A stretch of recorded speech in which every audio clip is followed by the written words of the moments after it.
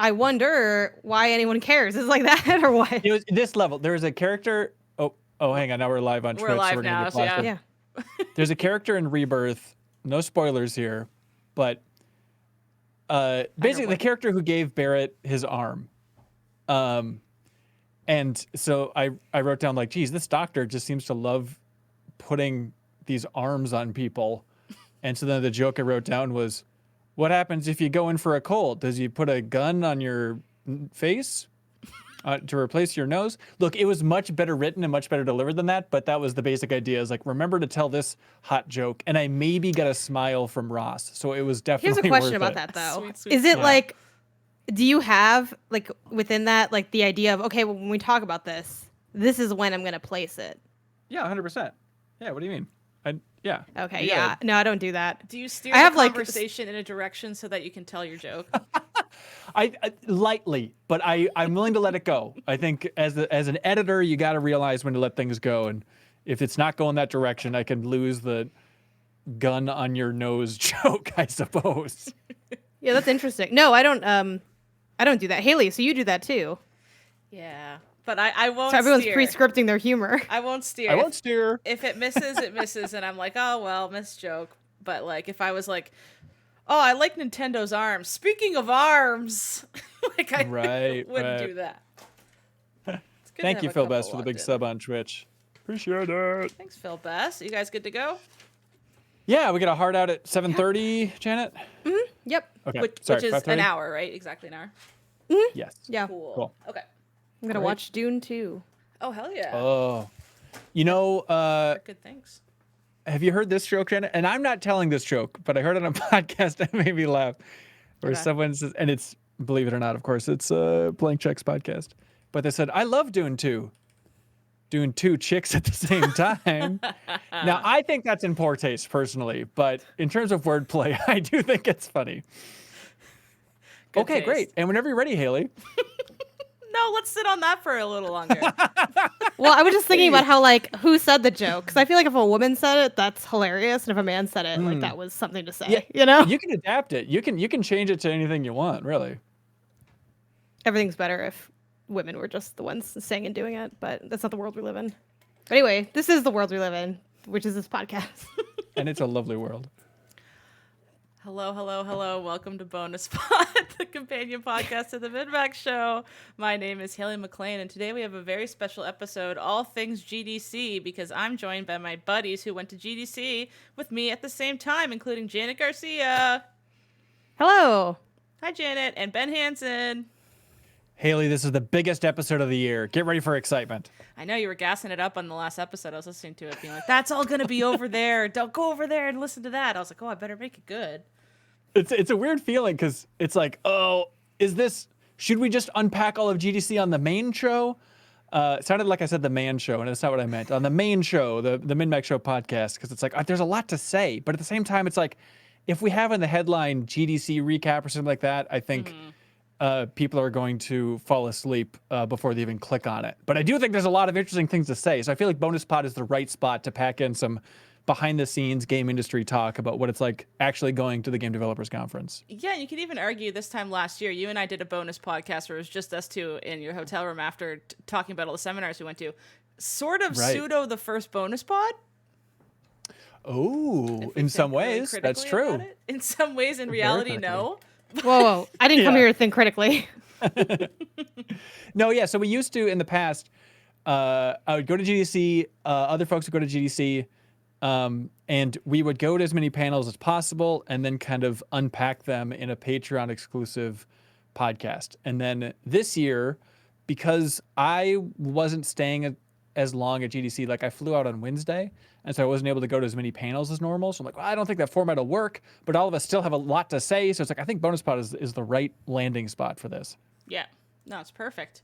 Why don't we start with Janet, who's first. This is her first time going to GDC. What did you think, Yeah. Janet, overall? Yeah, I thought it was really fun. I wish I had more time to do everything because there is overlap through the panels. So I did have to kind of just like write my list and then cull it down. Yeah, I really just wanted more time for everything, like more time with the games, more time with the panels. But with what I got, like everything hit. Like I know that was a little bit of a. It's funny we had the community meetup, which I don't know if we're gonna get into that at all on this, Yeah, but we please. had that, and I was talking to folks about like the panels, and I'm like, yeah, I'm really like excited for them, and then people were saying like their experience and how like like sometimes it can be a little hit or miss, and I'm like, oh really? Like I'm kind of coming to this thinking everyone's gonna be like kind of on their A game, like this is like the creme de la creme, or I feel like I'm probably saying that wrong, but whatever. And honestly, like I don't know if I just got lucky. I feel like I got everything I had hit pretty much. I think Nice. like the lightest one was just because I came in with like more knowledge about like I've already done like preview cycles for like that kind of information. So I'm like, oh okay, I kind of already knew this, but yeah, it was like so informative, and it also I feel like I got lucky maybe just in what I picked. It wasn't too technical. I'd say the most technical one was the one I went to with you, Haley, the Alan Wake 2 presented by Adobe, where they're like, Ooh. and then underneath the mesh, there's more mesh. And I'm like, I mean, I don't know how much I can really appreciate what I'm looking at, but I can get like a more general understanding. But yeah, I had a great time just like sitting there, being a nerd, learning information. Like it was really cool. Yeah, I Nice. mean, just to zoom out a little bit for folks, because I feel like I do it all the time of like GDC. GDC, there's a lot of people who are like, I don't know what that is. But it's Game Developers Conference, happens every year in San Francisco at the Moscone Center in particular, where for an entire week, game developers from all around the world come around and give panels. Like at any time throughout the week, there's, I don't know, between 3 and 7 panels probably happening throughout 3 different buildings, basically in this area in downtown San Francisco. And so it's awesome just to see developers go there to just be transparent and learn and ask questions about each other. And then kind of the secret for a show like this, and I guess most shows, is like the real interesting stuff is almost happening in between the panels of like seeing developers just chit-chatting in the hallways or meeting up for lunch or hanging out. There's kind of like a grassy area out back that you can just basically picnic in. And so seeing a bunch of folks get together there. And so just seeing like the industry mix in a positive way without a lot of press necessarily running around, it just delights me to no end. Like it's the type of place where it feels like it's the ultimate game industry pop quiz. Because it's just, you see so many faces and it's like, okay, this person's at this studio and I recognize them from this. But like I think it was Wednesday morning. I was walking to my panel and checking the big board where they tell you everything that is happening. And I saw Mark Cerny walk up to the board next to me. I was like, oh my God, like one of the smartest people in the game industry. Mark Cerny goes back to Marble Madness, but then also worked on everything good known to man, Sonic the Hedgehog 2, Crash Bandicoot, Jak and Daxter, Spyro, all Naughty Dog, all Insomniac stuff. Then he was the designer for the PS4 and the PS5. Just legendary game industry person. And seeing him at a place like that, it's like, I didn't talk to him. I was too shy. I've met him before and interviewed him, but I didn't want to bug him because he's a delicate, beautiful flower. But I was like, what is a guy like that? How could he possibly learn something? Like he's one of the most informed people in the game industry, period. He designed these consoles and still he's like checking out panels from other developers and people in the industry just to learn stuff about the game industry. It's an incredibly humbling place to make you realize that the game industry is 1,000 times bigger than you could possibly imagine. It's 1,000 times more complex. We know the big studios, we know their names, we know the big developers, we know their faces. And then you just go here and you talk to anybody.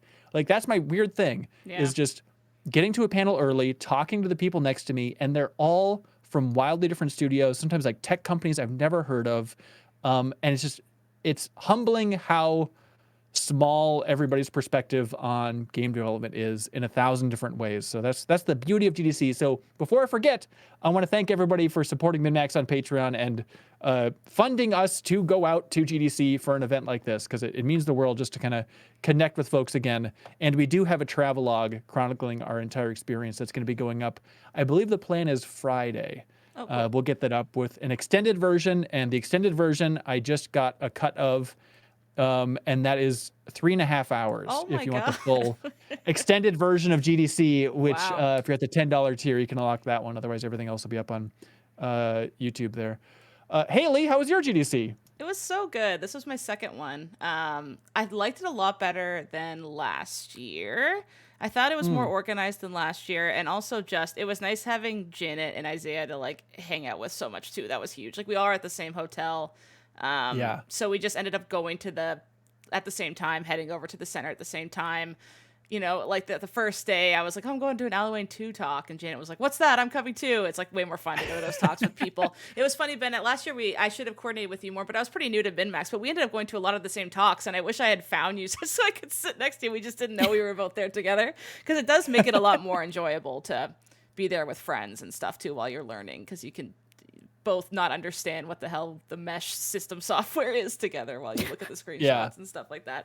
I promise I'm not judging Haley, but I went to a couple community management talks and I was like, I wonder if Haley's gonna go. Didn't see you in those, but you already you're top tier anyway. You don't need to be there. You get how it works. Well, it's funny. Me and Haley went to how to be a good boss talk, and you weren't there. So. That is true.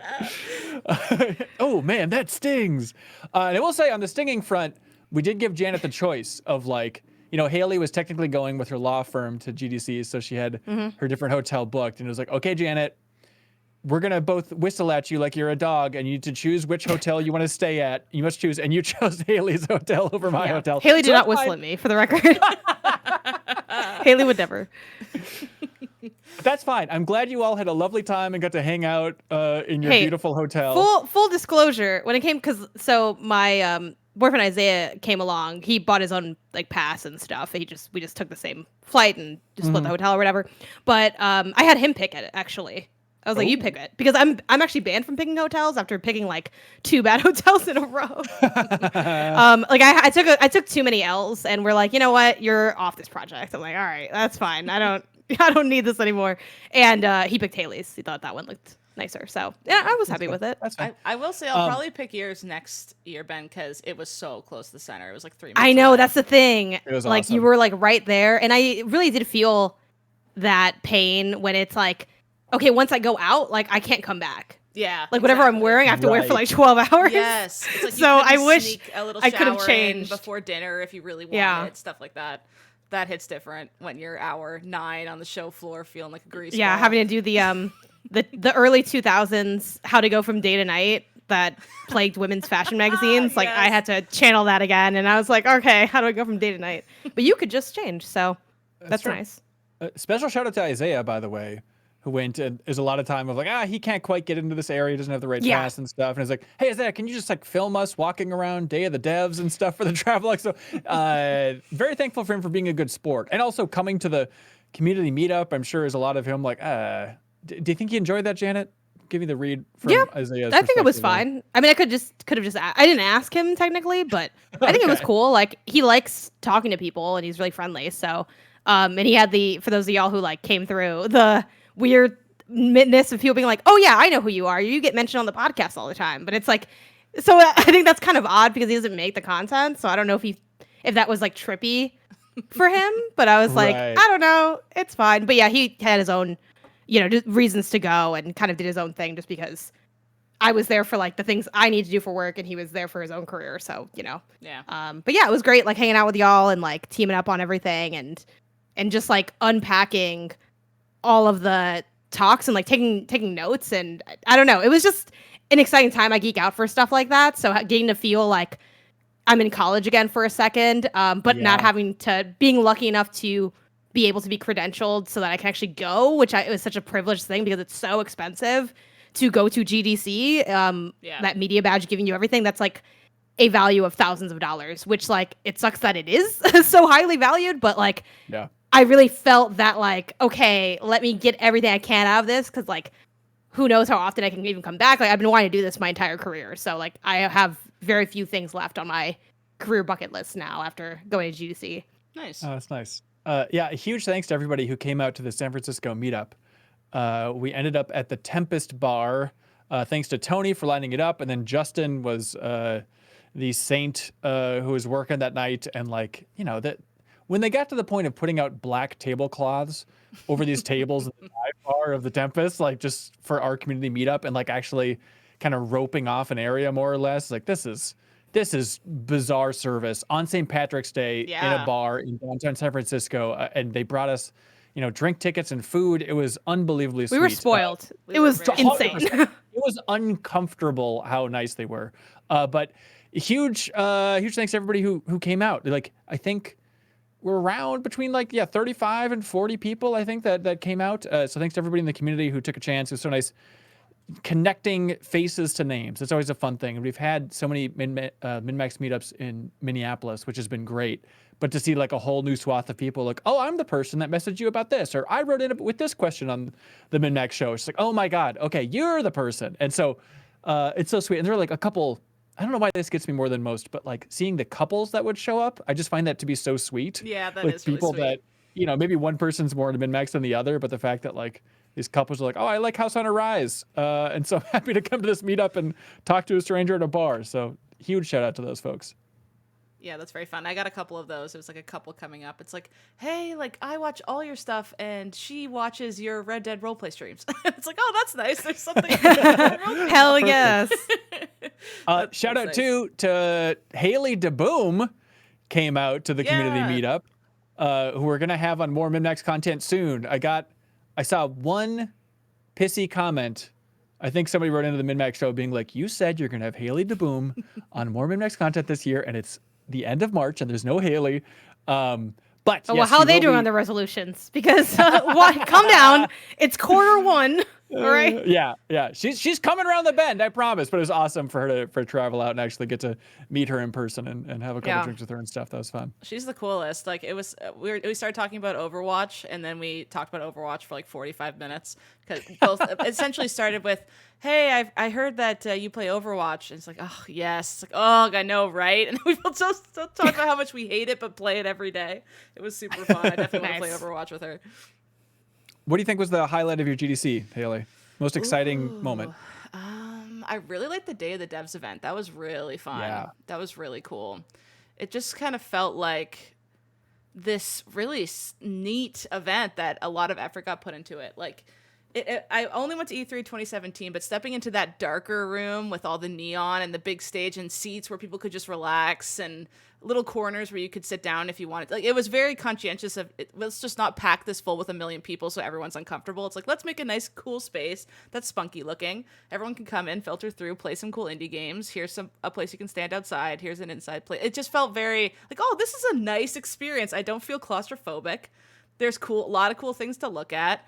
And it was really fun. And I got to meet Joe Buckles for the first time in person, which was so fun.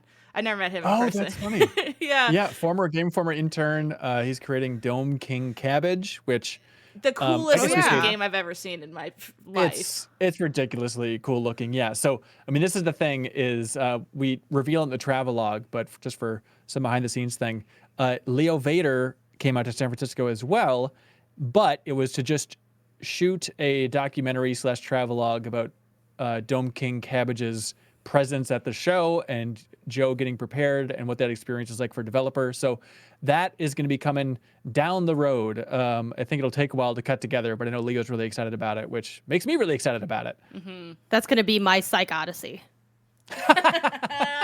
Me too. Yeah. I mean, I don't know how much footage Leo shot, but I'd imagine he'll do an extended cut, and I could see that being a ridiculously long thing too. I'm really excited. It was fun seeing Leo out on the job. Yeah, I'm excited to see his discussions with Joe because they've been such good friends for so long. That's gonna make such a wholesome, nice angle to a deeper look into that game, which I'm also so curious to see more of. Yeah, I also want to see what the tone is, like how like much of Leo's sensibilities, like what does that look like coming through from a production standpoint? Yeah, like I've gotten a taste from like the vlogs, but I'm really curious. Like, yeah, it was just so such a blast, like seeing him at Day of the Devs. I mean, we didn't talk to Leo extensively, as you'll see in the vlog, but just being like, oh my god, like can I talk to you, Leo? Like I don't know if I can. Like you're on the job, you know? I don't know. It was really cool. The job. He had like very legit tech with him and all that. So yeah, I'm excited to see what he comes up with. Yeah, he brought a real camera, which is more impressive than just me shoving a camera in people's faces. I was delighted, but also intimidated by, right when I got out of the cab to go into Day of the Devs, I ran into the Area 5 crew, who I just interviewed, and they're like the former One Up Show producers and stuff. And we literally were getting out of cabs at the same time. And so I like grabbed them to be in the travelogue, but it was like, as I was filming it, I realized like, these are some video production idols of mine, and I'm just doing like an awkward arm as a tripod selfie cam thing with my phone. But they're very sweet. They're like, hey man, that's exactly what we'd be doing right now if we were in your shoes. Like, this is a better way to go than lugging large equipment around, which made me feel great. And also I felt great that, Day of the Devs was a cool event. I think it was my first time ever going to like a full big one like that. And the fact that we'd been promoting it on the podcast because I'm 8-Bit helps run it. It's like, okay, thank God. This thing we've been promoting on the podcast a lot is the coolest. And like getting to walk around that space, so many cool developers are there. It melted my heart seeing like Tim Schafer walking around the Day of the Devs dev floor. And this is too personal, but he was with his wife and his kid, and just like him showing his kid the coolest games there. I was like, oh my God, that is the sweetest damn thing I've ever seen. And I do not want to bug them. So I didn't even come up and talk to him about Psych Odyssey in the middle of that, I swear. It's so cute seeing families there. Like, there isn't a big family presence for a number of reasons. One, like the kind of event it is, too. It's like a major city where statistically there's not as many, kids and stuff. But like, I get so like I don't know if it's full on jealousy. I don't know if I'd call it that, but it's like, oh man, like I would have been so into that as a kid, like going to something like that. Like, again, I feel like maybe we didn't have as much of a scene at the time, but I just didn't have parents that cared to look into anything I was interested in. But I'm like, oh man, imagine someone caring. I'm like, whoa, that's awesome. Tim Schafer was daddy? How awesome would that be? Yeah, take it away, Haley. Yeah. Well, one thing I was going to mention, it's fun to walk around those events with you, Ben, because you're like, that's blankety blank who made blank blank blank. And I'm like, oh, and then you turn it oh my God, a lot of blankety that. blankety who made blankety back in 91. I'm like, who are these people? But it's like, I would never know that. And it's nice to know as you walk by, like, wow, you look at their face and you think about what they made. So that made it really fun. Yeah, it gets really like it's funny because you'll know everybody, and then you'll obviously know people that did like big name stuff. But I just happen not to know like the names or the faces. So you're like, oh, that's that God. That's God's second cousin who made whatever. I was like, okay. I mean, I guess like they made the chair you're standing on. It's like, oh, okay, like sure. Yeah, and anyone I would know, you probably already know. So it's like all right. I guess I'm just building that up. But yeah, I don't know how you retain it all, because I was telling like Haley at lunch, which like we had a great lunch at one of the nearby hotels that was like just kind of quieter from everything else. And I was telling her about how I need the Devil Wears Prada binder because I have such a hard time retaining all like from these years of gaps. Or sometimes it's like, oh, like we talked on Twitter, but like what's your username? Like so it's so weird, especially like on the press side. I get stressed out about that. I'm like, oh, I think I remember this person's name. And we're doing a travelogue. It's kind of on you to like introduce them and say their name if they're in it. And so I feel so stressed out with that stuff. But it is just weird, these quote unquote relationships that we have with like other people in the press, where it's like, 1.5 times a year, maybe just once a year, realistically, I see like Snowbike Mike from Kind of Funny at GDC, and he's always very outgoing and very friendly, but it's just like, I don't really know this person. I talk to him over drinks for an hour once a year. And there's a lot of like those little relationships of like, Timur Hussein's another one where it's like, oh, I need to sit down and actually get to know that dude a little bit, because it's just like a lot of fleeting, like, hey man, how's it going? Good to see you. Blah, blah, blah, blah, blah. But I get stressed out by kind of the social mingling scene of a place like GDC. You're just like, okay, who's talking to who? Where's the cool quote unquote party to be at? And it's not as clicky and as gross as I'm probably perceiving it as, but I just get stressed out about that whole idea of like who's talking to who. And then if I may continue to treat this podcast like a therapy session, which I think is a direction it used to be in. It's the cheapest way to like, I'm making money off really this. Let's go. Finally. No, Haley, you're bringing it in a much more fun direction than me just monologuing about what I was stressed out about. But no, it kind of ties into like min-max at GDC overall this year, where in previous years I've just been gunning for panels. And this was the first year where I was like, okay, I'm flying out Wednesday, so I can't go to all the panels, and so I'm just going to try and line up meetings with people in PR, talking to different publishers, and just basically have a business meeting, which is an uncomfortable thing, but just to kind of reintroduce min-max, share some analytics of like where we're at as an outlet at this point, talk about opportunities like Trivia Tower sponsorship and Trivia Tower codes and code giveaways, and some other stuff which might come to fruition, which I'm excited about if it does. But it made me feel a little bit like a quote unquote adult doing these businessy meetings, but also by the end of it, results were mixed. Some meetings were great, and some I was just like, get me out of here. Like, this person I'm talking to is literally on their phone within 5 minutes of the meeting. Aw. It's like, this sucks ass. And so it is just like this pressure Maybe of, they had an emergency. No, they probably didn't. no, But you can tell way. yourself anything, Ben. Maybe he was Come on. Googling min-max. Well, Is that worse or better? I don't know. well, there was, a good example of like the tone for some of these meetings is like, okay, we're meeting with, a PR firm that handles a bunch of Fakey different McFake. studios, stuff like this. Right. And it was like, it's just a funny thing where I got there and like the person that I regularly email with for codes and talking about Trivia Tower and stuff like that, like she wasn't there in time. Oh. And so it was just me and like her boss who thought that we were the other MinMax, which is the consulting agency. Where he's like, yeah, I just learned like an hour ago that you're not the consulting agency. So what do you do? Who are you? And then it just felt like this is just now going to be 30 minutes of this boss guy kind of filibustering. Yeah. Like, because he clearly has Dude, no interest tell him in I do talking to me. consulting. Like, what? Yeah, Like, hey. sure. So yeah, it was, it was okay. But it filled me with like this larger pressure of like, I think we're in a good spot. We're north of sustainable ever since we've launched at MinMax, which is a blessing. Thank you to everybody for supporting us. Shout out to Blessing, who we also ran into a lot throughout GDC. Yeah, hell yeah. But it is this feeling of like, okay, if we want to be seen as more of a bona fide outlet, you do kind of have to have these meetings, glad hand, come up with strategies, make, media decks, and just there's this whole kind of businessy aspect that I was trying to tiptoe into at this GDC, and it stressed me out. And by the end of it, I was like, I don't know if I want to do any of that. I don't know if I want to actually engage with this whole different world. Maybe we could just focus on the community and yada, yada, yada. What about like the mixer events? Like not so much business meetings, but you could have little mini meetings with a bunch of people during those events. Yeah. Are you those great, schmoozing, for or sure. are you just like gathering tales? Great. Also, really quick, I find it interesting that you're like, oh, I'm neurotic and I'm like losing my mind at these events. But then you're like, Right. oh, I'm standing in line just talking to strangers. Like, I'm like, I didn't talk. You're like, it's great. Just, you walk across the aisle and you just start talking to somebody. I'm like, you just start talking. I'm in line. I'm like, if someone talks to me, I'll be plenty friendly, but I take my little seat. I'm done. I get up and I leave. That's it. like during panels? Yeah. Yeah, that's true. I'm just And not a even- big like talk like I think we all have our pockets where we're more social Yeah. versus at mixers I'm like fairly comfortable, especially if I have a couple people I can anchor to.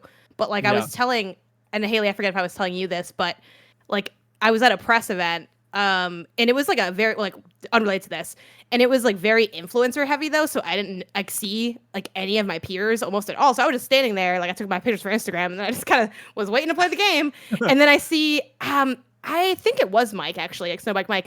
And he's like, hey, like, what's up? Like, He's have you everywhere. talked to anybody? And I was like, hell no, I didn't talk to anybody. I don't know these people.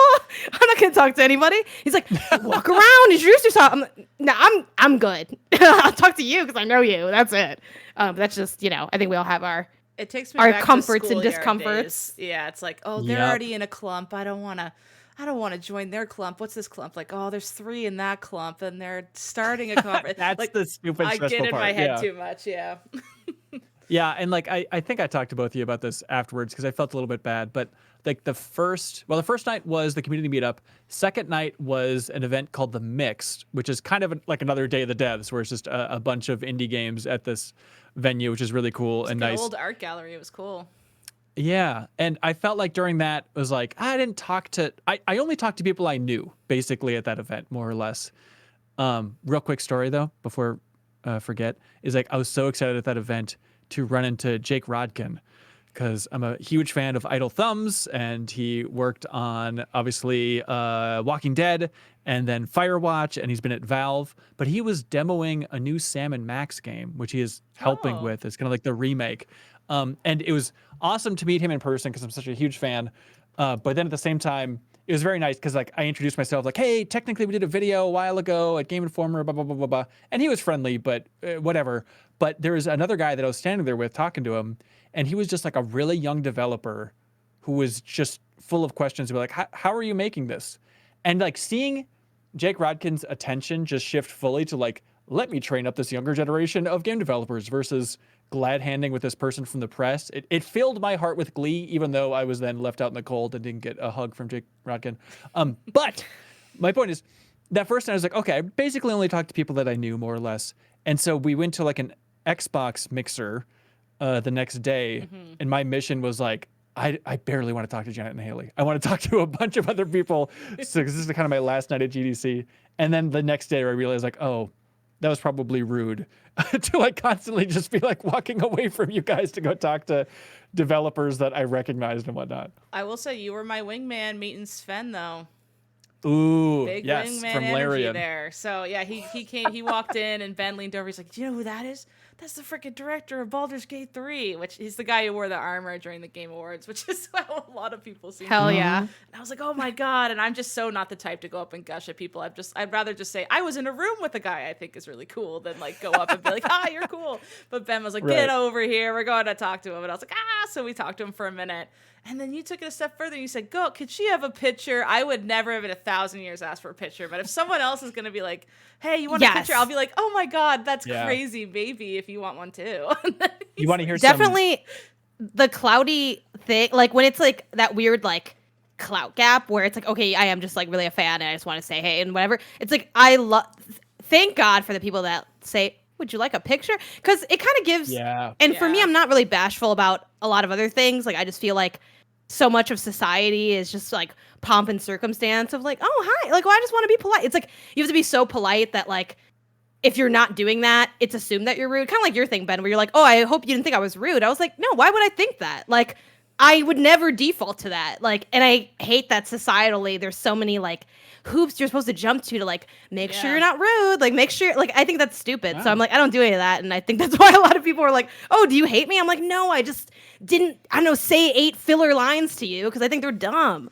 But anyway, like the picture thing, that is such don't a come to Canada, Janet. That's all we do is the filler lines. I know, like, and you know, I'll still do, "Hey, how's it go?" You know, I'll do a little bit of it, but I do think it gets to the extreme. The picture thing is so huge. Like I remember like when I interviewed Masuda and Omori from like Pokemon, and the Nintendo/Pokemon people were like, "Oh, would you like a picture?" I was like, "Oh, I never thought of it." It's like, it's all I've been thinking about. Like, you know, it's like, oh, you know, like, it's like, yes, thank God. Like, so definitely that buffer I think is huge to like sort of set it up so that's not just like, oh, like, I also am like that, Haley. I would never ask for a photo, I don't think, 'cause it seems too like, I just can't do it. But if I'm like, oh, let's take a photo, great.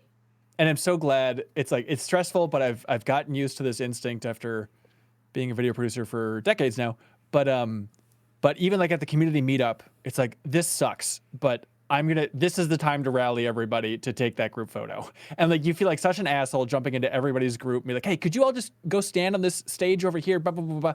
But Haley, if you want to hear the 4D chess of the picture taking, it's not only am I taking pictures, I'm also secretly taking videos. So like that picture with Sven, I also got a video of that for the travelogue. So I'm like, all right, 3, 2, 1. And then it's just me with the video. And then I just hit the take the picture thing while recording a video. So we can include it in the travelogue. Oh, very sneaky. Even though it was technically an off-the-record event, but whatever. Yeah, you'll be surprised. Smooth. There's video evidence of you smiling next to that man now. I just appreciate people that like can get the content going, because it's like, I think we've all had the scenarios where it's like, "Hey, can you take a picture of me?" And they're like, "Here you go," and you're like, "I can't use this. Why can't you?" Like, you ever like have someone take a picture? I'm like, "Thanks." I walk away. I'm like, "Hey, you want to take this again? Because it does not look good." Yeah, it can be super rough. The part is, like, so many people, especially for those group shots, when I ask people to get pictures from community meetups, they go to like the wide angle lens, which the light sensor is way worse on that. And in the past, I've been like, "Don't use this," and I should have stressed it in that bar even, like, "Don't go to wide angle. Squeeze us in, please." But I also asked that stranger who took the group picture, I'm like, "Also, could you take a video of everybody when they're all standing there?" So I also got video of all of us standing there too, to try and outsmart the system.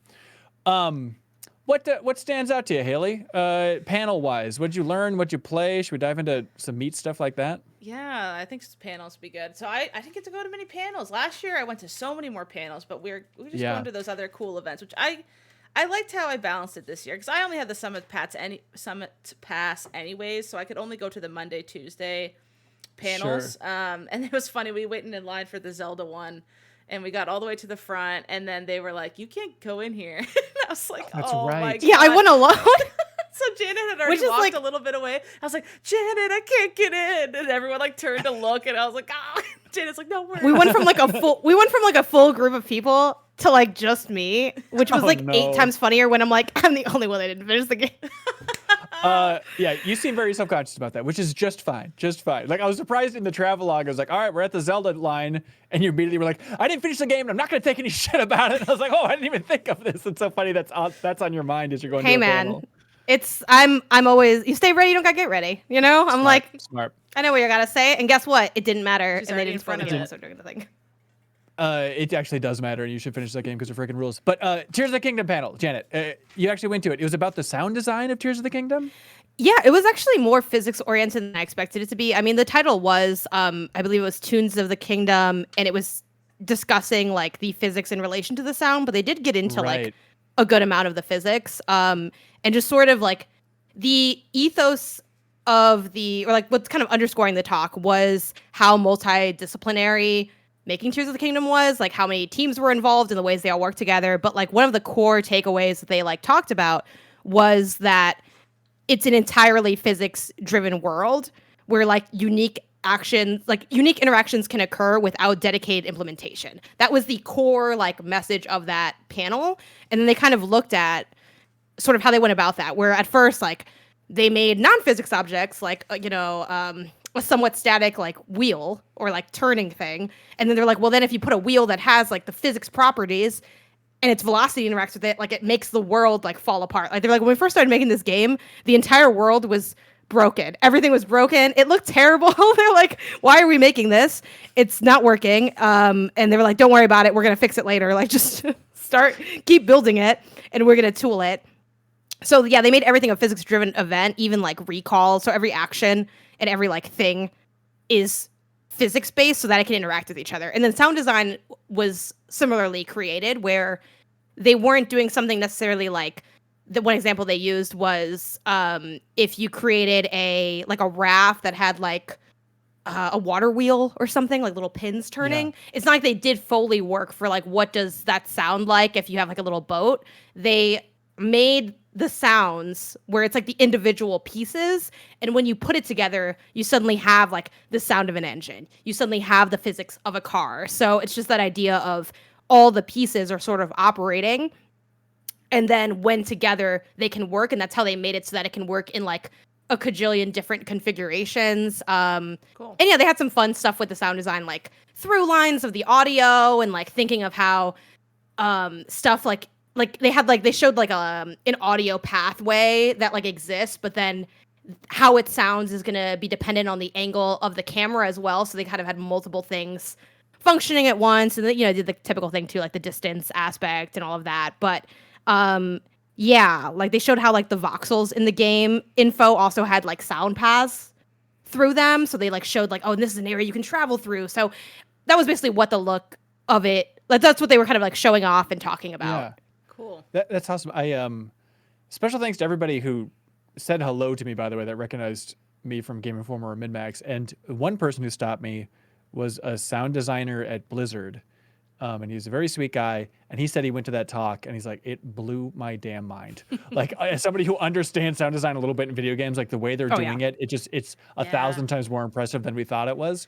And that's the fun part, is just seeing a company like Nintendo actually be transparent with like, here's how we did it, because I feel like we so rarely get that glimpse, and GDC is a godsend for that. Like they talked as well about Mario Wonder. It felt like it was a little bit more of like a general discussion, but actually diving into the physics of the sound design in Tears of the Kingdom is like, yes, this is knowledge that needs to be out there. Something else too, and like I'm just kind of, I took a bunch of notes, but if I read them all verbatim, it would be quite chunky. So I'm just kind of glancing at stuff. One thing that they talked about, and that they showed off a lot, was like math, which I'm sure if you are in this world, you're like, yeah, stuff has math, but like just the degree to which everything was like well thought out and like detailed. Like they talked about like the degree of automation that they had within the calculations based on the material. They also did the classic thing of like a big part of sound design is capturing the sound accurately, but it's also like, it's kind of like that. I feel like they say this a lot with like poetry. Like when you translate poetry, you're not translating it like as a direct translation, you're translating the essence of it. And I feel like sound design is the essence of sound rather than just pure replication. So even just stuff like, oh well, these wood panels, they're bigger than they are supposed to really be. It's like not really accurate, but it's because we need it so that players can like stick them onto things more easily. Like if we went for full accuracy, it would like not make sense. But just like the degree to which that stuff was sort of mathed out of like, okay, this is what steel sounds like. This is what these different components. They went like really in depth on certain aspects too, like the portable cooking pot and like the solutions they found for that, and then how that solution led to like players making all these funky things. So yeah, it was really, really cool. I'm a huge fan of sound design stuff. So like seeing something that had like that multidisciplinary lens into the ways that like everything is underscored by the same core thought process and making like this really amazing game was just like very cool. Yeah. Oh, that's awesome. Did you make it to the Mario Wonder panel by chance? Mm-mm. Okay. I'm trying to remember what day that was and whatnot. We should point out the line for the Tears of the Kingdom panel. So long. Ridiculous. Yeah. Like people are Alan so Wake was wild too. Yeah. Really? It was long. It was wild. I think low key, I feel like it was longer than the Tears of the Kingdom panel. It might have what? been. Haley, let me know if I'm tripping. No, it might have been. We barely got in, and we were at the back of that line. That's so weird. Like the first panel I went to on Monday was about the animation of Spider-Man 2. And probably because it was 9 o'clock on Monday morning, but I was just horrified by like, this place is like 40% full. Like for the animation of Spider-Man 2, probably the most impressive animations in the game industry at this point. Like this is as packed as it gets, but I'm sure if that was dirty if your talk is early Monday, because people. I'm not gonna lie, so. I was gonna take it, but I'm like, I have to wash my hair. Wash your hair. That's why I didn't go. Jesus Christ. Process. Also, like, and I have to check in again energy too. I'm there the whole day, and I can't. I was like, you know what? I can't. I was like, sure. I think if I knew you were going, I might have, thugged it out and like showed up. But I'm like, oh, because then I had a big gap too from the next thing I wanted to see. Yeah. So it's like I can start at 9:30, or I could start like at 11. And I'm like, the 11 seems okay. Easier. So I was one of those bad people. Yeah, I'll admit it. I'm a bad person. Like I feel guilty about that. Wow, I could have just slid under the radar, but. I'm not gonna lie. I'm like, this is a trash decision, but I'm not gonna go. No, the Spider-Man animation panel was very good. Like they had, I think, 4 different presenters from Insomniac, which is the panel. It could have got on for 10 hours. I mean, if you're really unpacking the animation of Spider-Man, but it was awesome just to see a ton of work in progress footage from the game's development. And there's just 1,000 things. And the reason why GDC rules is there's just 1,000 things in those panels that you just don't think of. Like even as somebody who took notes throughout all of Spider-Man 2 and loves those games, it's like, oh, I hadn't really considered this. But just the idea of one of the animators was talking about the challenges of having so much American Sign Language in Spider-Man 2, which was in Miles Morales a bit, but there was so much more with the character of Haley in Spider-Man 2. And the fact that like, okay, we need to have deaf performers be mocap body doubles because the voice actors aren't going to be able to sign this well. So like, and then on top of that, just capturing that, then animating the hand animating the hands for all of those sign language scenes. It was just a monumental task. And so also on the motion capture front, there's just basic stuff that I didn't think of like, okay, the way we found for this to be most efficient is we have the voice actors on the mocap stage doing the performances, fighting Kraven, all this stuff. But then we have stunt doubles who can actually do like the Spider-Man flips and the more physical stuff. They're also doing those exact performances right next to the voice actors, which is such a weird idea. So then the idea is the animators can pick and choose which animations to use at which point. But having the voice actors there delivering the lines in the same space as these stunt performers, like it lets the stunt performers react to the voices a little bit more. But then they're talking about the challenge of, well, you're capturing the audio from these, so you're picking up a lot of audio from the stunt performers on the official things. So it's trying to like work out that system of, and I trust Insomniac, they're so wildly efficient in the game industry at this point, but the fact that they're like, we found out to be the best way to go is just have 2 sets of performances at all times throughout that entire game. Not to mention then the ASL stuff on top of that. But I was so thankful they had a whole section of the panel talking about the Sandman opening fight, which is so awesome in that game. And again, this thing could have been a 5-hour discussion just talking about that Sandman fight. But they were talking about like for a character that big, you obviously need to have him be slow so it feels more impactful, and that's probably accurate to physics, right? Big things move I slow. always wonder, I don't know if like, that's are just we slow to ants? Is that just a thing movies taught me? I Or don't know. I know. Yes. So the point is, they said that they needed to slow Sandman down to 75%. Wow. But when you're playing as a Spider-Man, you are going so much faster than humans. And so it was apparently a real big challenge to have that boss fight be engaging at all, because if you're going at Spider-Man speed, which is what, maybe 150% at least of normal human speed, and you're going up against something at 75% human speed, like it's just the easiest thing to dodge everything and just destroy him.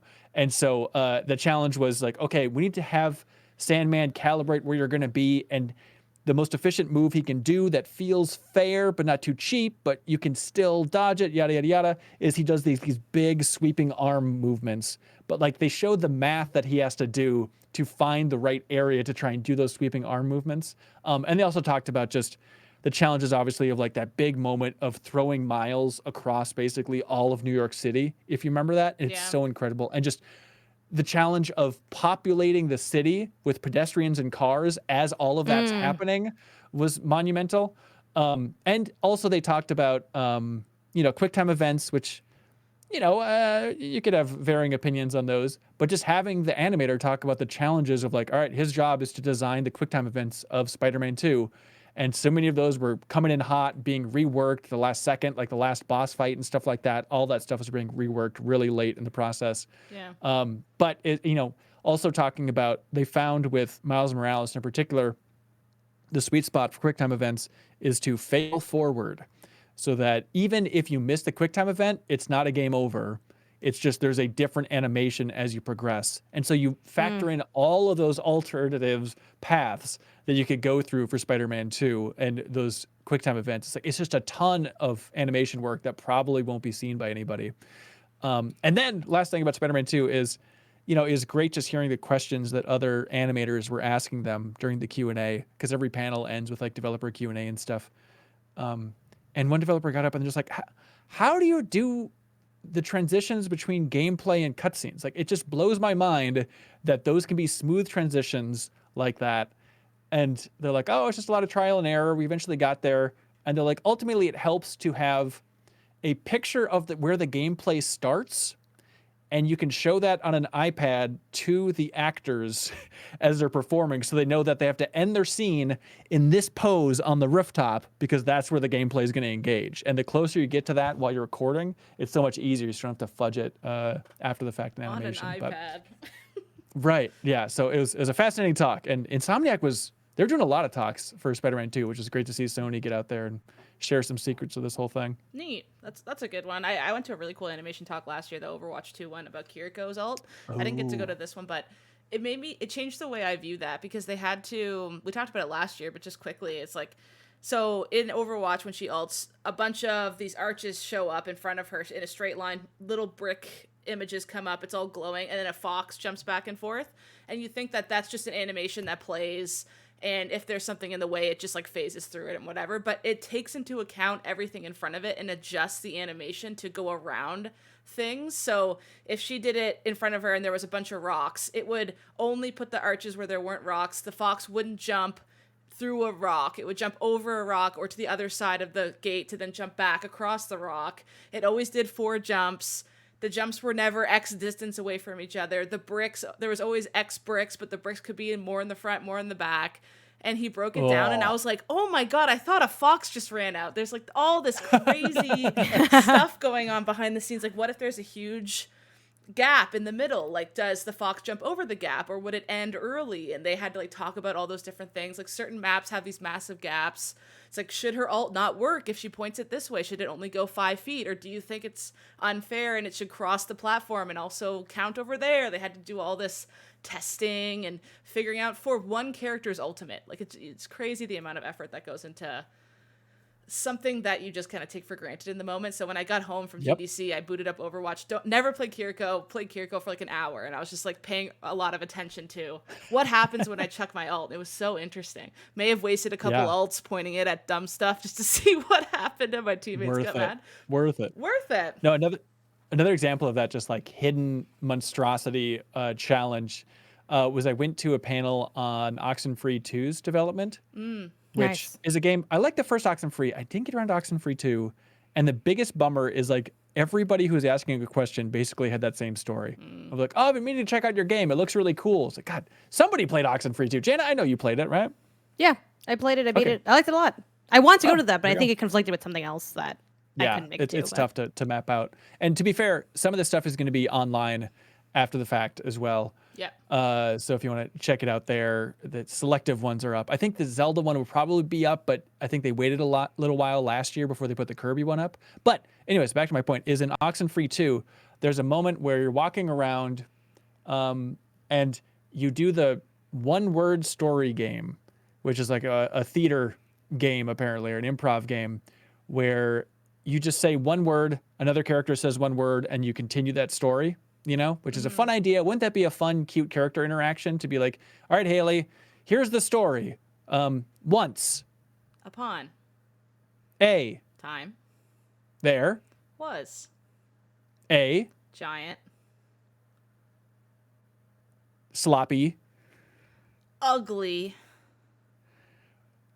tiny, asshole.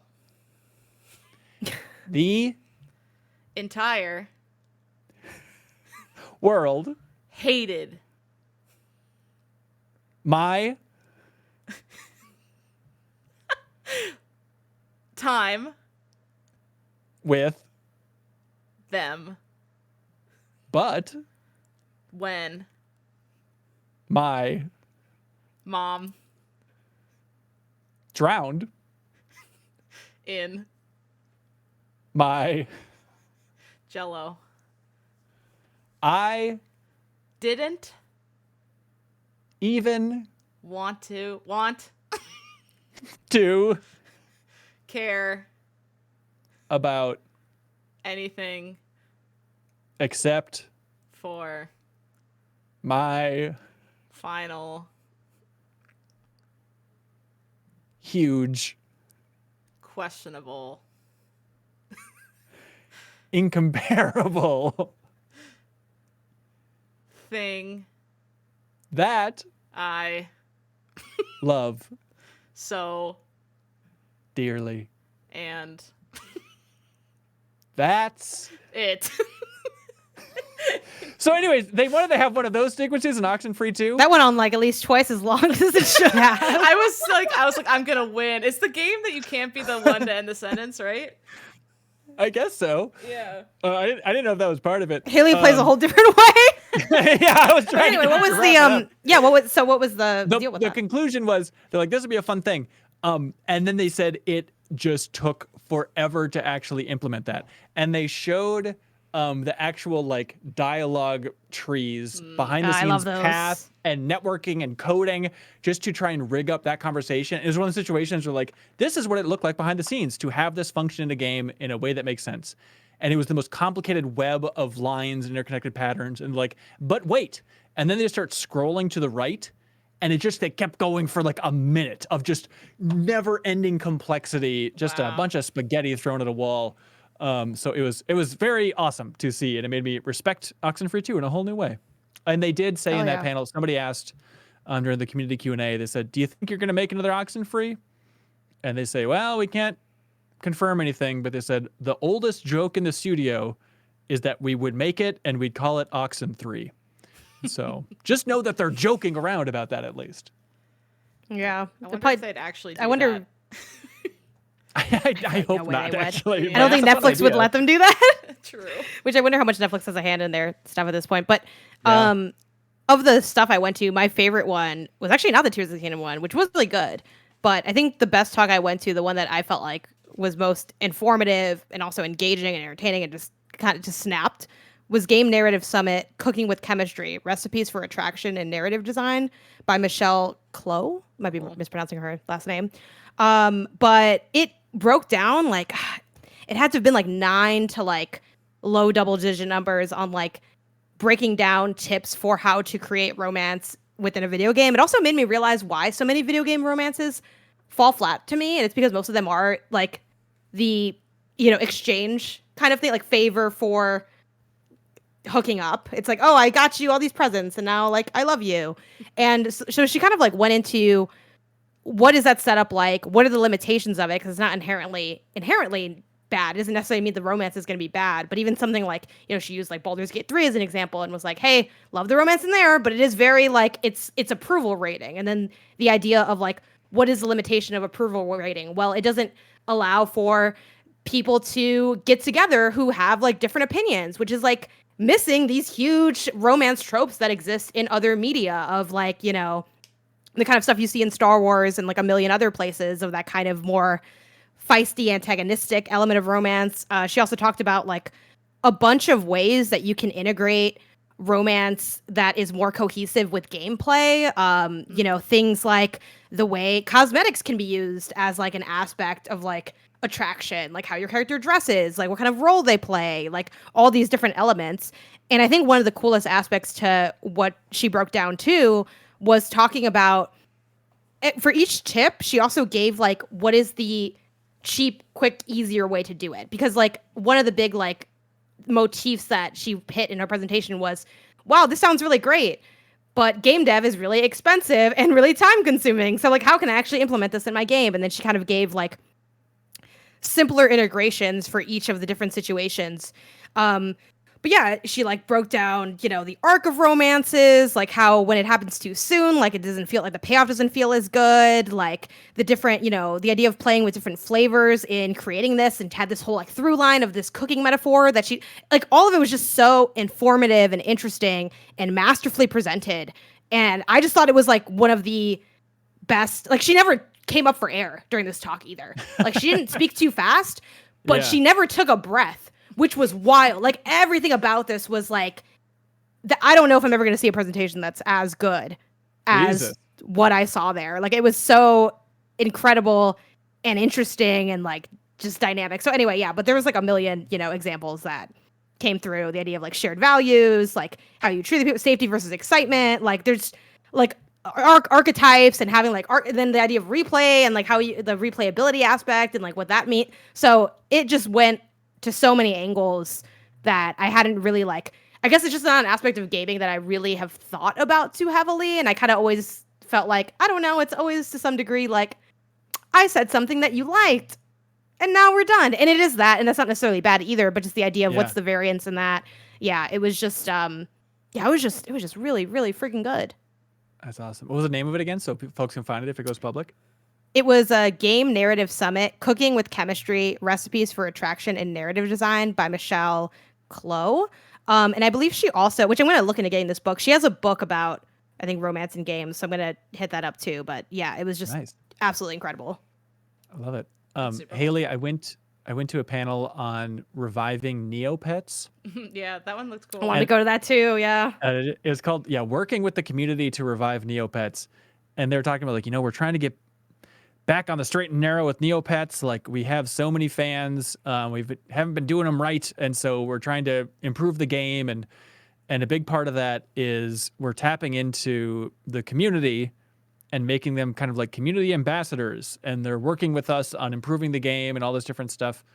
And they ran through the stats of like since 1999, 150 million people have played Neopets. That's crazy. So they're like, at our peak, we were actually bigger than Roblox. It's the fun, weird bragging thing they have now. But so they're talking about like, working so much with these community ambassadors and choosing them and all that. And then during the Q&A, somebody got up and they're like, are you paying these community ambassadors? And they're like, no. Uh-oh. And so it's like, wait, so the conclusion is to revive your project, the secret is unpaid labor. Project there is unpaid labor? Like that's the secret of this Neopets revival? Like, I don't know how we feel about that. So that was a weird one overall. But I also went to one on the cinematic workflow and pipeline of Final Fantasy 16. Oh, there you go. Yeah, which was another one of those where it's like, oh, this is pretty technical, but I'm going to go along for this ride. So it was the lead technical artist on 16 who gave his presentation in English, which was impressive. But he broke down just literally like, hey, how are we transferring work in Final Fantasy 16 between programs? How are we communicating with Motion Builder and Maya, and then bringing those cutscenes into Adobe Premiere Pro, which was fun to see just because it's software that I know so well. But you get to see like, the development tools for Final Fantasy 16 all in Japanese, which is really neat. But he broke down some of the numbers, and apparently Final Fantasy 16 had 12 hours of cinematics in it. Wow. Yeah, and he said once they got the pipeline down for how it all flowed, each cutscene took about 6 months, is how he framed it. Which like, I'm confused about how exactly that math works, but he was stressing that like, they were pleased with their whole pipeline, and that there was no all-night work this time around, which they're very proud of. So shout out to them, I suppose. Specifically all night work, so there was some night Right. work. Yeah, it was kind of work. giving. God said he'll never destroy the earth again with water. It's like, why did you add that last bit? And he's like, hey man, I went to swipe or no swiping. I don't know. I went to a really cool one, the art and technology behind creating characters for Baldur's Gate 3. It was Elena Nice. Dubrovina. I'm probably saying her name wrong. She was super cool. She started as an intern at Larian in 2016, and then now she's just like a main character artist. And they were talking about how they make the NPCs specifically, but she's like, oh, I'm the one who created Karlak, and pretty much everyone in the room was like, wow, and like gave her Did they really? Oh, yeah, it was funny. cute. But then she was talking more about NPCs. So obviously the main characters, they would spend way longer than as much as the time they'd spend with the NPCs, but she dived into their proprietary tools. But then what was really cool is she did like a live demo of how she uses the tools to make NPC character's face, and then at the very end she showed us what it looked like fully rendered, and it's so crazy to watch. Like, I'm trying to think of the words she used, but she had all these different face layers, and then she would add the layers on top of each other. So it's not just like she's painting something, it's like one face is like 50 layers and then blended together to actually look like a face. So there's this one negative black and white looking thing with all the veins, and you're like, oh, that looks whack, that looks so gross. But then as soon as you layer everything on top of it, you're like, beautiful, that's a human face. It's just so weird to distract everything. One thing is like she could make scars on it, or freckles, or just imperfections. She called it like the imperfect sheet or something like that. So if someone had a scar like Halcyon or something, she could go and it's almost like reverse painting, and then when you layer that on top of the colors, it's like inverted, so that the colors, it's not just like she's painting the opposite color of human flesh so it looks like a scar. It's like she's cutting out the scar via the layering of color. It's like a whole different way that I never really thought about, like creating human faces in 3D space. And then their kind of mantra is everything has to be reused. So if you're going to put a bunch of effort into something, you need to be able to then adjust it to work for a bunch of different characters. So she was saying they had 4,000 NPCs, which is crazy when you think of it, and they all look really good. It's not just like in the distance someone has a polygon face and it's like kind of Assassin's Creed vibes or something like that. Like, this person has a fully rendered, detailed face, could have their own side quest if maybe all they need is a little bit better armor or something to look more like the main character. Other than that, they're just an NPC. So every head that they make, they have to use for 40 different characters. So she kind of showed the one head she made, and then it applied to a bunch of different looks. So like it's funny how as soon as you apply those different things, you're like, I can kind of see the trace of that original face, but you also lose it and it doesn't look like the same person over and over. And then of course it's all these different things, like there's the Dragonborn race, the Githyanki, other types of characters that look different, tieflings, that kind of thing. So certain heads can be used across a few different races, like drow and humans are normally the same. You can use those heads. But then like with Githyanki, it's like, okay, we have to use this Githyanki face for probably more than 40 Githyanki, but we're gonna have to do this, and this to change it. And she was like delving into all that. It's so interesting. And I don't know, it's just like, I was like, holy crap, it's just something you never ever think about. And there's a bunch of good questions. Like people were asking, like, well, from the first Karlak we saw before launch in alpha to the final Karlak, like what goes into you guys deciding to change stuff like that? And she was just like, we get better. Like, our stuff got better, our tools got better, our fine tuning got better, and like, why not go back and make that look better? It's like such a honest take at that. It's like, true, yeah, that did look, Karlach looks really weird and not that good at the first pass back in alpha in 2019. And it's cool that they're the type of studio to be like, go back, fix that, let's make her good, because we're going to be seeing a lot of her. And what was the other thing that was really cool? It was something to do with... I lost it. There was just like so much. She talked about so much in that one talk that I kind of got lost, but it was fun just to watch because it was so visual. Like, she was checking boxes in her Photoshop looking software. It's like, here's it with this layer added, check, and then it looks a little different. It's like, here's the freckles, check, and then like it adds it, and she's going down like that. So even someone like me who's like, what the hell is this software, was like, oh, wow. And then seeing the final rendered product at the end was just, you're like, oh my god, how does it look that good? And it, you know, she did it in a couple minutes. She's like, this takes 2 weeks of working 8 hours a day, like, to make this one character head. So put that in mind, kind of thing. But then when they're so kissable at the end, it's all worth it. Yeah, they had, she talked really quickly about like that being hard too, because when you have like a character creator screen, she had a few cool questions about like, well, what about character creator screens? Like, how come you didn't have sliders in those? And she was like, we'd rather sacrifice the player having sliders than a quality product that looks good throughout the entire thing, like in cutscenes and whatever. Like, you know, I add mods to my Sims 4 game, not that these things are comparable, but I added a mod that let like the height differences be different, like more noticeably.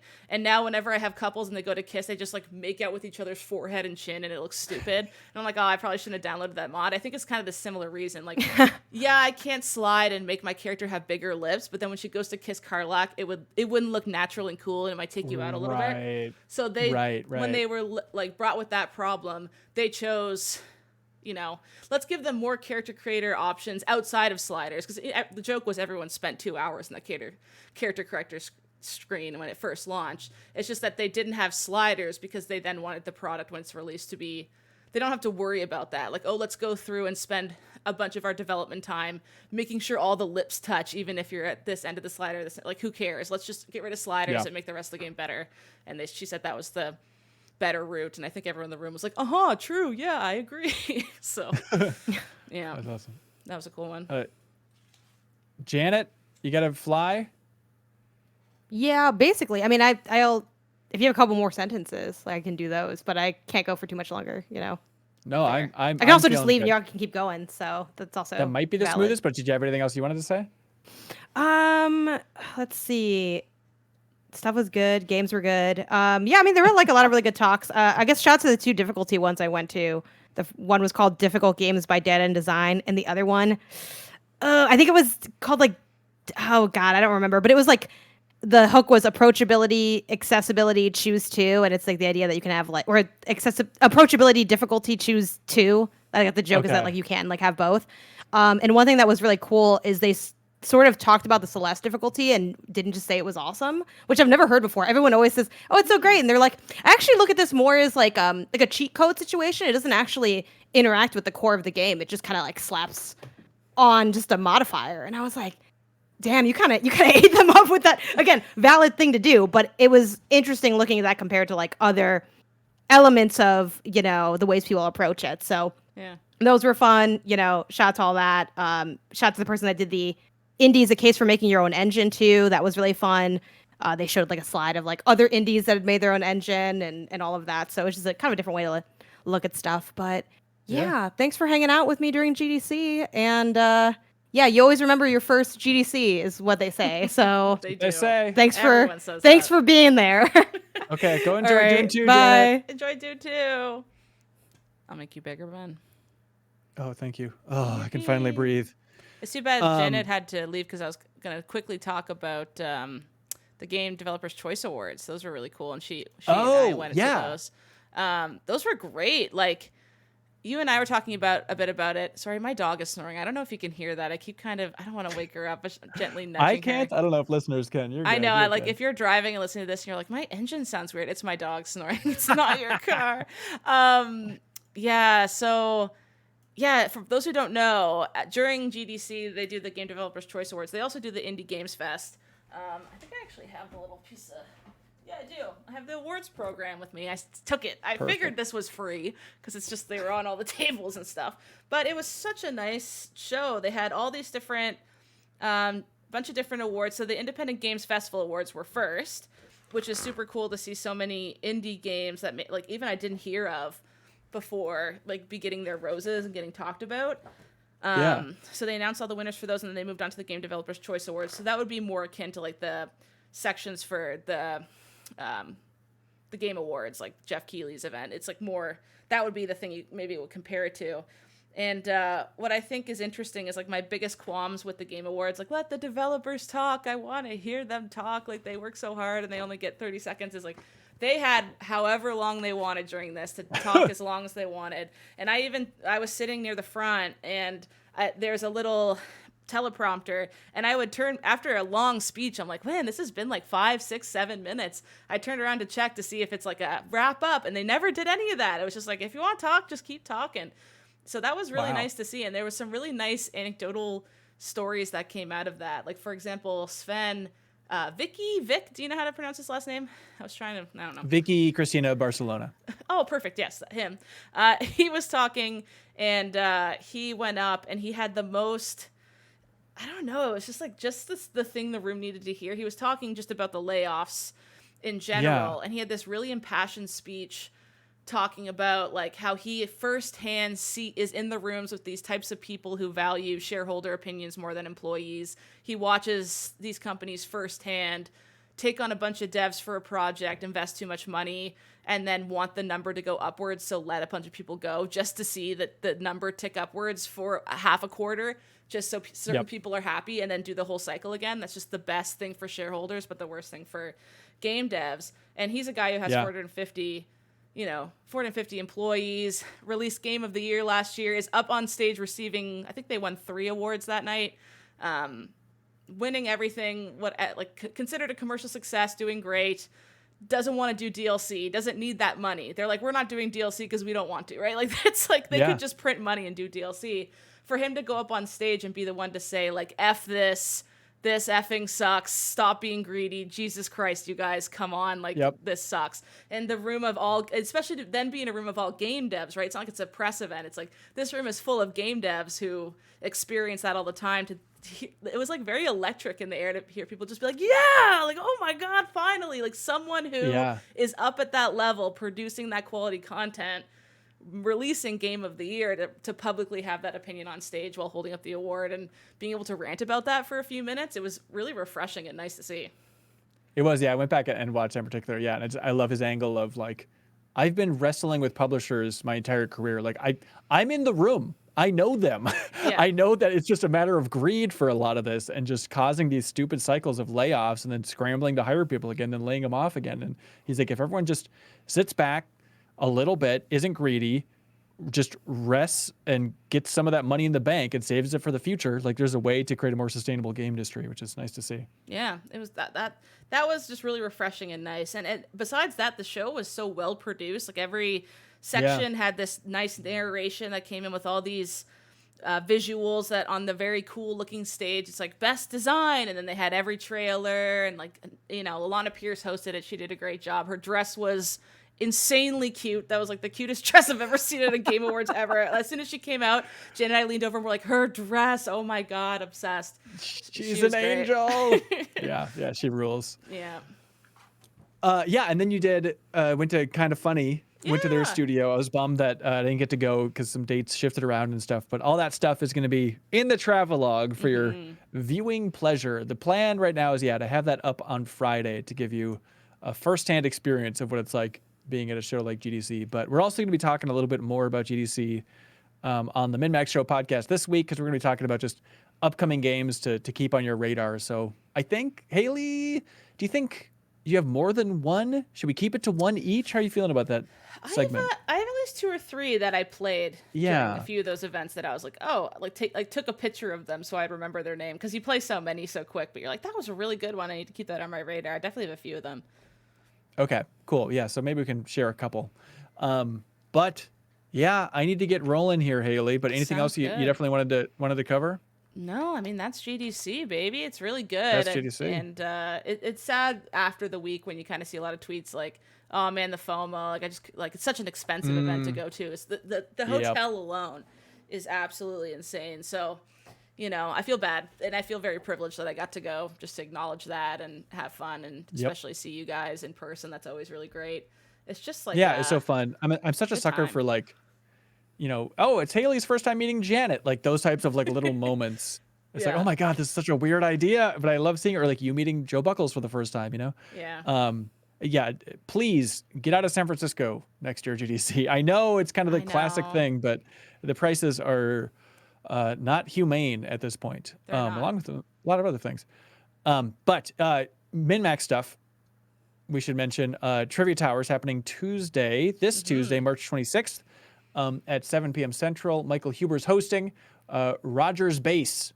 Does he go by Roger? Does he go by Rogers Base? I don't even know. I've never talked to the lad. I don't know. But he's going to be the special guest co-host, so look forward to that. Two very hype people hosting Trivia Tower. I'm curious to see how it all goes. And then we have New Show Plus this week, where we let people choose if they wanted a princess party. I should have called it a pretty princess party. Princess That would have Party's maybe losing right now, which I was a little sad about.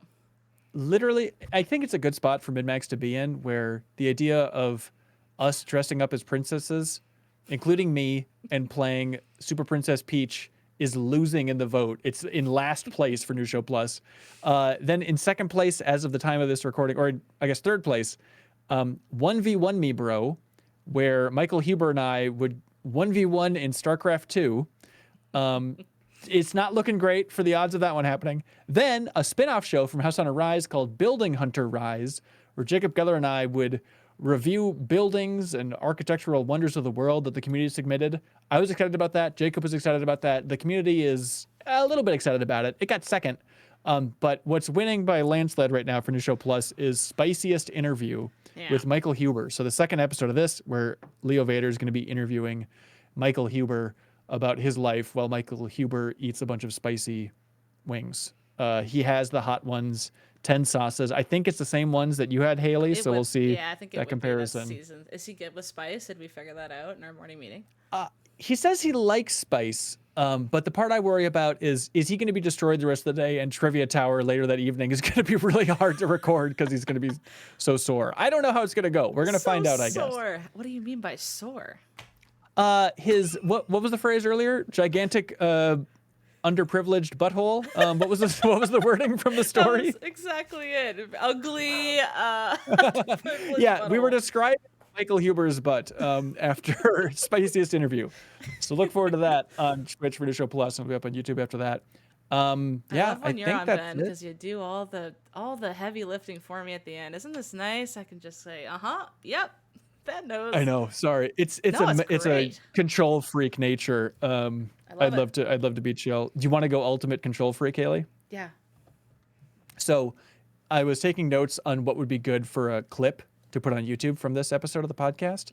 But I was like, but we should probably have a custom outro end screen for this so we can explain what that was and what bonus pod is. So do you want to help me record those real quick, even though we're technically still in the recording for the main show? Sure, let's do it.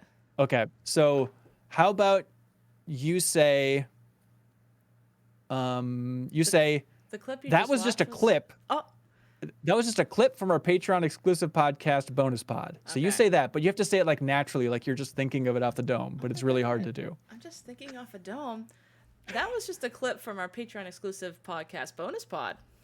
You can unlock bonus pod each and every week by supporting MinMax at the $5 tier. It's Haley and different cohorts rotating around, talking about anything and everything under the sun. If you're looking for a more casual piece of content from MinMax than the uptight MinMax show with all those squares, you can unlock bonus pod in your favorite podcast app at the $5 tier on Patreon, and you help support independent games media at the same time. So if you enjoyed this clip, there's a whole lot more GDC talk and a whole lot more beyond that by unlocking bonus pod in your favorite podcast app. Patreon.com/MinMax with 2 N's. Thanks so much, everybody. Bye. I went too far, Haley. I kept rambling. It worked. But okay, great. Someone on Twitch says, "Is this a live production meeting?" That's is. exactly what this is. Corboy But says, "Do it Haley, I will again." I will let you close out your show whichever way you want to close it out. You are fully in control again, I swear. Part of me just wants to go bye and end it really abruptly. I should have done that. But thank you so much, everybody, for joining on Bonus Pod this week. A fun one, a GDC one. Always nice seeing my friends in person. That was great. And lots of fun stuff coming up this week. I will say Leo and I are going to do another Red Dead roleplay stream, but we moved it to Wednesday after we record the podcast. So we're going to do that on Wednesday. Oh, cool. I had no idea. Awesome. Yeah. Great. All right. Thanks for having us on, Haley. Thanks. Bye, everybody. And let's see who's live on Twitch. We could send our Twitch viewers Leo somewhere. is. Ish. Leo, is he playing the finals? He loves the finals. He is playing the finals. He's playing that every day. We should talk to him about that on the podcast again. I'll write that down. We should. Wonder if he'd want to give a finals update. I've been playing the finals too. I love that game. I just can't until this new computer gets built. I just can't stream it and play it at the same time. Gotcha. Did you want to? I was gonna hopefully check it out. Are you up for talking a little bit about the South Park game, like based on your time playing it at GDC on the podcast this week? Yeah, I'm down. Did you see the reviews? Yeesh. Oh, really? No, I didn't miss that completely. IGN gave it a 3. What? Yep. All right. Well, now I'm more excited to talk about it. Honestly, I think that's more interesting than if it's just a 7 out of 10 or whatever. No, it's doing very bad. Bye, everybody on Twitter on that fun last note. Sending over to Leo.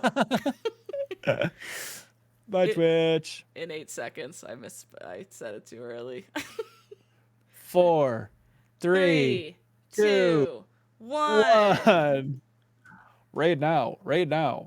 There we go. Oh, he's going to freak out. Wait till he sees us. Wait till he sees all